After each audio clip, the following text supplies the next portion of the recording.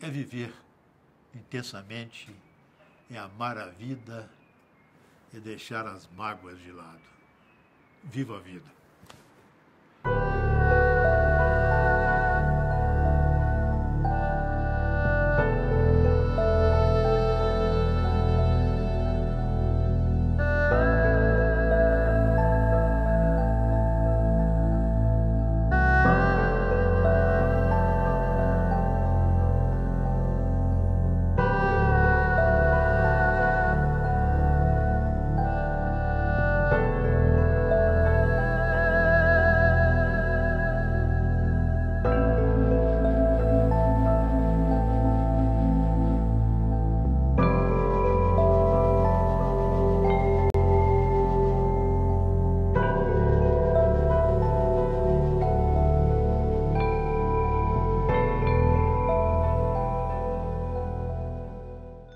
Eu sempre ouvia meu pai dizendo isso, né? Ele falava assim, não, a gente tem que crescer, né?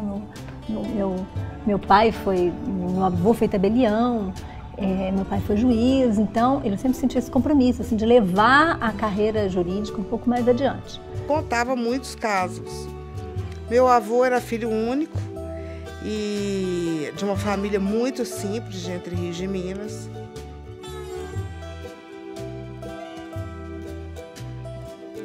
O Aquile Veloso era um homem duro, muito firme, incisivo.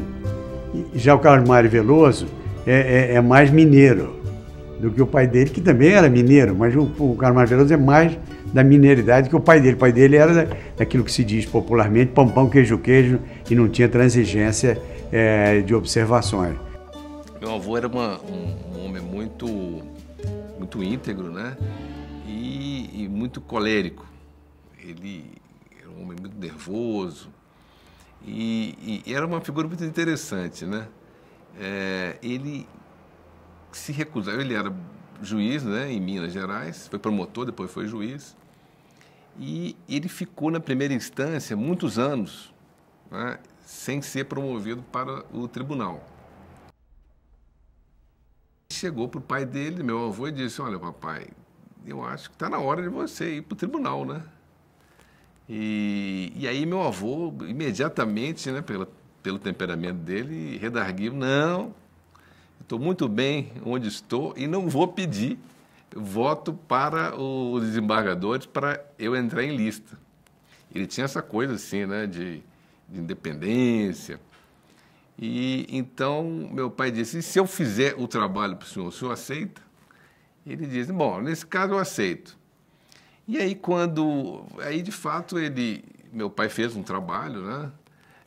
Ele entrou em lista, depois foi nomeado para o tribunal.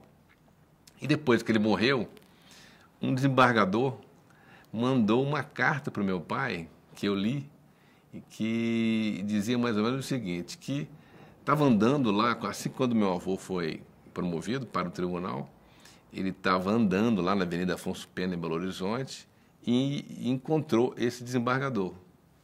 Então, esse desembargador perguntou para ele, então, doutor Aquiles, o senhor está gostando do tribunal? E ele, então, para mostrar, assim, que nunca pediu nada, né, disse, não sei, pergunte ao meu filho. Ele teve um problema de saúde, ele bebê com menos de 1 ano de idade, ainda não existia antibiótico, penicilina, e ele teve pneumonia, depois ele teve croup e depois um outro problema, muito debilitado, chegaram a dar o último banho nele, e a minha avó, a minha bisavó, todo mundo já rezando, ajoelhado, mas chegou o primeiro lote de penicilina em Minas Gerais e o avô dele, que era coronel da Polícia Militar, foi levando para Entre Rios. Então ele acabou sendo salvo por esse primeiro lote de penicilina.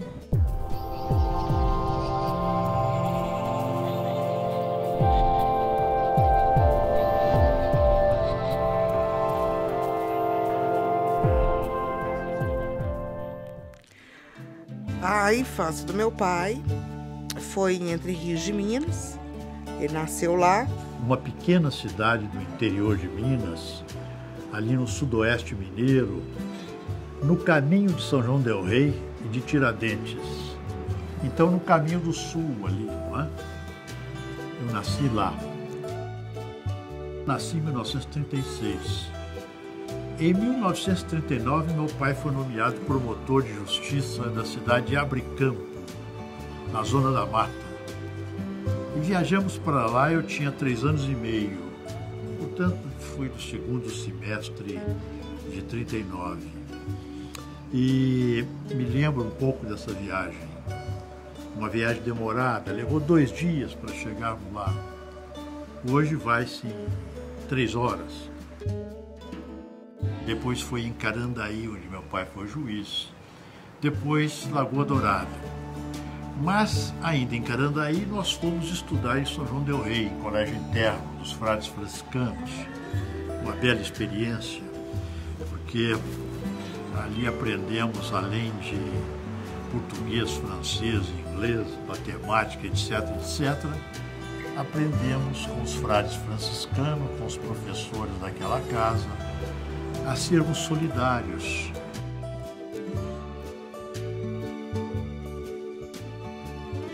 Mais tarde, ele foi para Belo Horizonte, onde ele fez o clássico.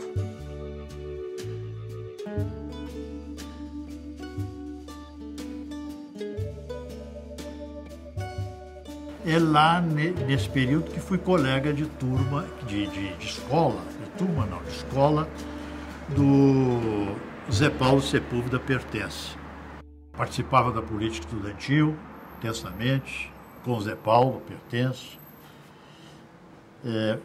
Foi um bom tempo. Depois, a Faculdade de Direito, não é? Faculdade de Filosofia primeiro, depois Faculdade de Direito. Meu pai, quando se casou, era ainda estudante, né? Ele se formou no ano em que eu nasci, né? Para você ter uma ideia. E morava em República, lá em Belo Horizonte, sempre ali perto da Praça da Liberdade, é o lugar que ele mais gosta de Belo Horizonte, onde tem o clube que ele frequentou desde a juventude até hoje, e a Praça da Liberdade também, onde ele ia namorar com a minha mãe. Tem uns casos assim do namoro. Naquele tempo, o namoro, os pais eram muito rígidos, né? Então eles iam caminhar pela Praça da Liberdade, mas tinha que levar um filho, um irmão da minha mãe. Aí eles estavam caminhando assim, e aí meu pai falava com meu tio: tá vendo aquela carrocinha de sorvete lá no final da praça? Então, você quer um sorvete? Quero. Porque eles todos eram meninos. Aí ele dava o dinheirinho, o menino ia lá buscar o sorvete, aí que ele podia namorar com a minha mãe.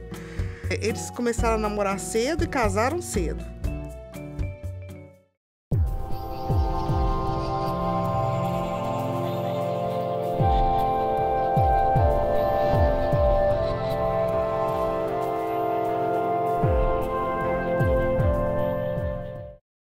Que meu pai me levava a assistir às audiências dele, que ele presidia, a assistir júris. E eu assistia aqueles debates e ficava, de certa forma, fascinado por aquilo. Ele era muito estudioso, ele estudava muito, ele era professor, era juiz, né?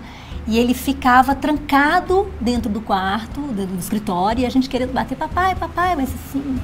E tinha toda aquela cultura do silêncio: não, seu pai está estudando, seu pai vai fazer um concurso, seu pai vai fazer... vai dar uma aula.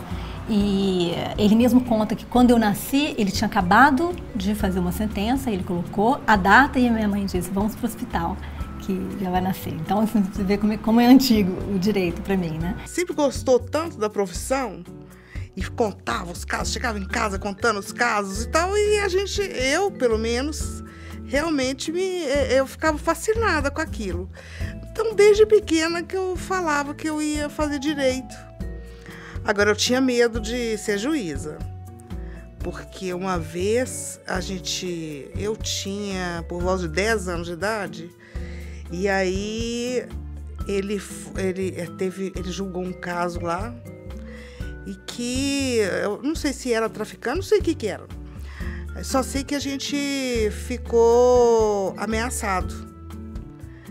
Aí depois disso eu falei, eu quero fazer direito, mas juíza eu não quero ser, não.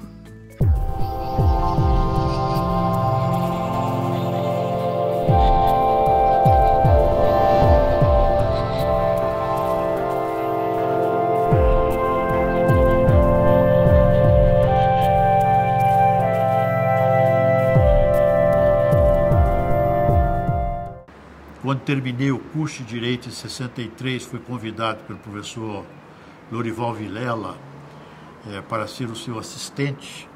Também não assumi, mas aqui foi muito importante para a minha autoestima. Prestei concurso de promotor, depois concurso de juiz seccional, juiz de direito. Logo em seguida, que eu terminei o curso de Direito também, fui fazer o curso de doutorado. Enfim, em 67, fui nomeado juiz federal em Minas Gerais. Lá fiquei como juiz federal até 1978. Nomeado em dezembro de 77, tomei posse no dia 19 de dezembro de 77 para o cargo de ministro do TFR. E no ano seguinte, 1978, eu trouxe para cá a família. Fomos residir na Superquadra 316. Morei lá 12 anos. Morei lá quando integrava o TFR e o STJ. Foi mais uma saga da família Veloso, né? As orações, aquilo vivido novamente, todo mundo vivendo aquilo junto, rezando todas as noites, indo para a igreja. Minha mãe é devota de Santa Rita, a gente ia para a igreja de Santa Rita rezar para ele ir para o Supremo, que era o grande sonho da vida dele. Nomeado para o Supremo, aqui no Supremo tomei posse em junho, 13 de junho de 1990, e passei a residir então neste apartamento funcional do Supremo Tribunal, que um ano e tanto depois, o Congresso, não é, e o Executivo resolveram acabar com as mordomias brasileiras e os apartamentos foram vendidos aos servidores públicos, 12 mil apartamentos. Continuo pagando mensalidade até hoje. Meu pai ia pro estádio, pro Mineirão, né? Ver os jogos no domingo, e eu sempre ia com ele. Então, naturalmente, eu acabei torcendo pro time dele, né? Já a minha irmã mais velha... Todo mundo lá em casa é atleticano, só eu que não sou. A minha família, né? Ela tem essa coisa de Minas Gerais, né? Também tem a questão da geração. Ela é uma família, assim, vamos dizer, machista, né? Quando a gente era menino, eu queria ir ao campo de futebol. E meu pai só levava o filho homem. Preciso falar que ele é machista, né? O campo de futebol é para mulher, não é para mulher, é para homem. Então ele só levava meu irmão, e eu fiquei com muito ciúme disso, que ele não me levava e eu gostava de ficar muito perto dele. Aí eu falei, né? Em retaliação, passou a torcer pro Cruzeiro. E até hoje torce pro Cruzeiro. Você chegou a conhecer o gabinete dele aqui? Nossa, o gabinete dele aqui tinha até um barco, que a vela era bandeira do Galo. Então, ele gosta tanto do Galo, que aí a decoração ficou até meio com um gosto duvidoso, de tanto que ele gosta do Galo. Ele é conselheiro atlético, né? Ele ama o Galo. Atleticano doente. Ele, meu irmão, minha irmã.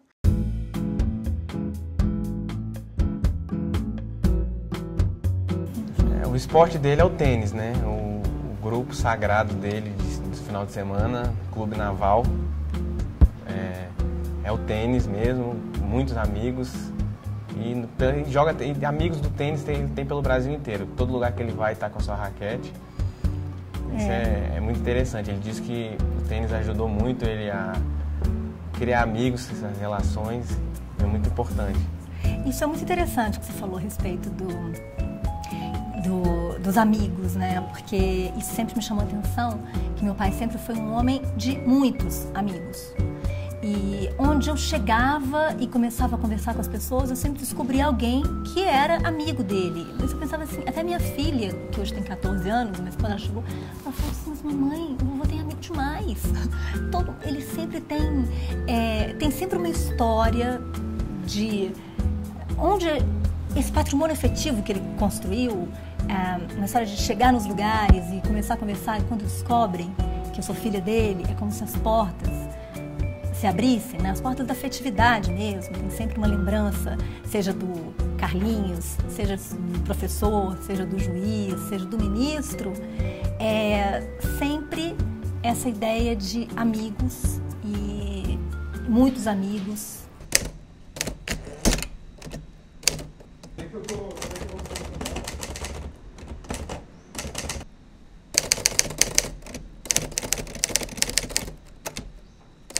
Essa máquina, eu escrevo nela desde o ano de 1900, escrevia nela desde o ano de 1961, mais ou menos.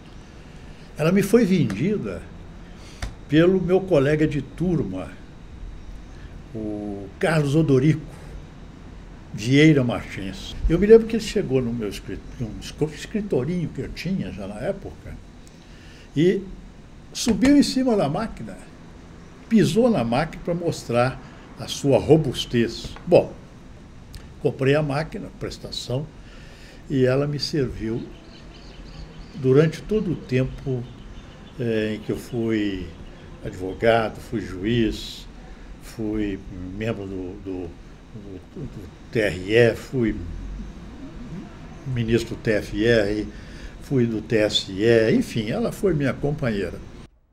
A Danusa Leão fazia aquela crônica do Globo e um dia ela noticiou que eu estava vivendo um grave problema de até me comprometendo com a minha mulher, dando a entender que eu estava vivendo um problema de relacionamento. Eu estava deixando, aí ela completa, que eu estava muito triste porque deixava a velha companheira, a máquina de escrever, pelo computador. Foi justamente aí que eu comecei a me ajustar ao computador.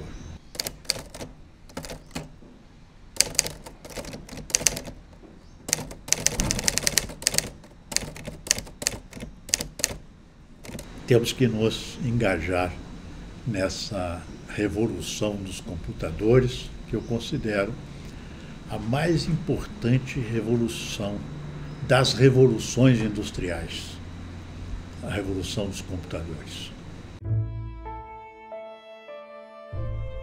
O julgamento do Fernando Collor de Mello. Isso eu me lembro perfeitamente. Esse prédio foi muito assediado. E ele foi relator do processo.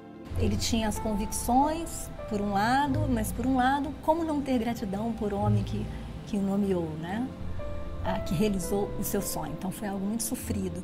E a gente sempre achou que esse problema, ele teve um problema de saúde algum tempo depois, pouco tempo depois, 3 anos depois, meu pai teve um problema de saúde, que tinha a ver com isso, né? Com aquele sofrimento.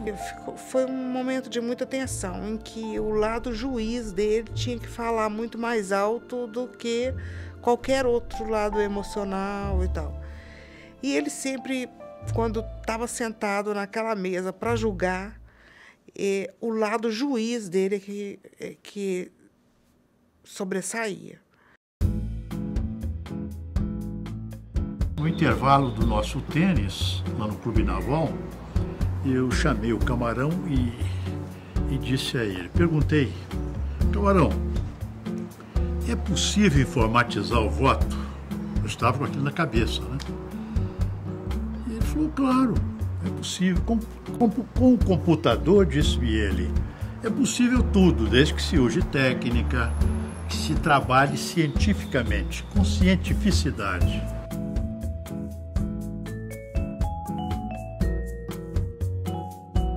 A urna eletrônica Tupiniquim brasileira.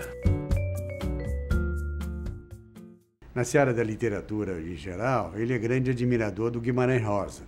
Volta e meia ele tira um Guimarães Rosa da cartola. Olha, eu comecei a ler Grande Sertão Veredas e não consegui ir para frente. Você não pode começar diretamente com o Grande Sertão Veredas. Você tem que fazer um aprendizado de Guimarães Rosa. Eu sou eu mesmo. Diverjo de todo mundo. Eu quase nada sei, mas desconfio de muita coisa. E ainda, né, sobre esse tema, uma coisa é pôr ideias arranjadas, outra é lidar com um país de pessoas de carne e sangue, de mil e tantas misérias, tanta gente. E acaba assim, de sorte que carece de se escolher. Ou a gente se tece de viver no safado comum, ou cuida só de religião só. Ele é um livro de cabeceira. Fica no meu criado mudo e toda noite eu leio 2 páginas. Muito é próprio daquela gente com quem ele conviveu, que ele acompanhou. Muito é próprio daquela gente. Muito é próprio da filosofia capioa, da filosofia caipira. Que aquela gente que tem a maior simplicidade são sábias. São sábias. Então, sem dúvida, viu? É outra coisa que se pode retirar, é outra lição. Para que o sujeito desejar ser superior a pessoas, para que a soberba? Isso tudo ele vai aprender, que não vale a pena ser soberbo, não vale a pena ser complicado, não vale a pena ser muito vaidoso. Uma pequena vaidade sempre é necessária, né? Para o sujeito melhorar, olhar para cima. De modo que é mais uma lição que se extrai dos livros do João de Cordesburgo. Então, de repente, ele se aposenta e vai trabalhar comigo, vai passar o dia inteiro do meu lado, né? Foi muito bacana, muito interessante. Por outro lado, também, ele estava saindo do Supremo, né? Ele tinha exercido a presidência do Supremo, ele tinha retornado à presidência do Tribunal Superior Eleitoral. Eu fiquei assim um pouco preocupado, né? Olha, ele vai sair de uma estrutura, né? De uma superestrutura para vir para um escritório pequeno, né? Será que ele vai se adaptar, né? Porque o ministro ele vive num ambiente praticamente assim, vamos dizer, um ambiente acolchoado, né? Ele tem assessores, ele tem secretárias, motoristas, e de repente, como é que vai ser ele se acostumar com essa estrutura, né? Nós tínhamos lá uma secretária para todo mundo, e para minha surpresa, ele se adaptou de uma forma assim impressionante. Aliás, é uma característica do meu pai que me faz admirá-lo muito. Ele tem uma simplicidade, né? Uma forma de ver a vida assim muito simples.